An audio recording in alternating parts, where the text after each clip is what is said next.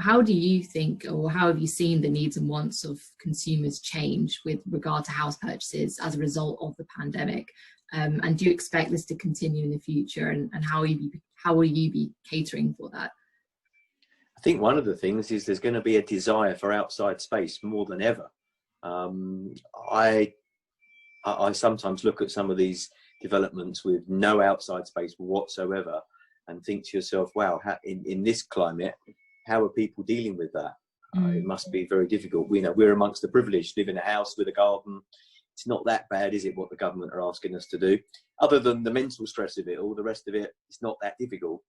But I imagine if you're cooped in a one-bedroom flat 30 stories up and you can't go anywhere, it can't be very pleasant. So I think there'll be a renaissance in outside space. Maybe there'll be a renaissance in starter home building, as in houses rather than apartments.